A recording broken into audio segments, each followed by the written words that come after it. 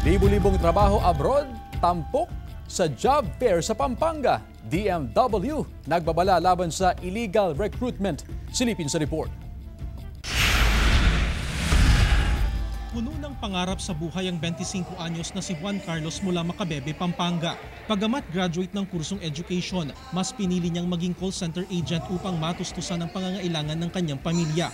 Ngayon, nais niyang makipagsapalaran sa ibang bansa upang mapabuti ang kanilang buhay. Galing ako sa mahirap na pamilya. Kailangan, lumaki ako mahirap pero hindi ako mamamatay ng mahirap. I mean, kailangan ko magsumikap para makatulong sa pamilya ko, karoon ng magandang buhay. Balik abroad din si Alejandro, 44 anyos mula Magalang, Pampanga. Ilang taon na siyang nagtrabaho bilang factory worker sa Saudi Arabia at South Korea.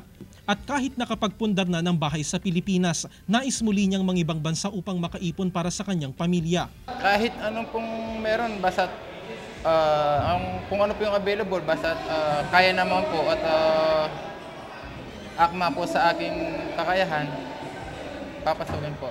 Ilan lamang sina Juan Carlos at Alejandro sa libu-libong job seekers na matyagang pumila sa OFW Bagong Pilipinas Serbisyo Caravan sa Pampanga.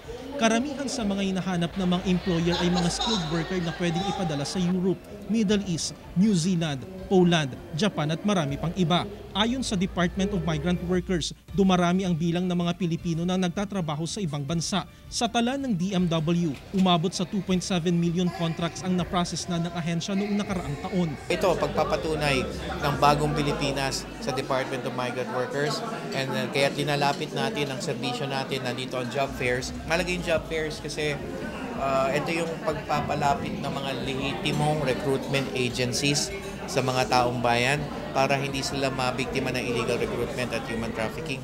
Bukod sa job fair, nagkaroon din ng one-stop shop sa iba't ibang serbisyo ng gobyerno tulad ng PhilHealth, Pag-ibig, SSS, NBI at PhilSys. Jarek Pasilyaw, 1 North Central, Luzon.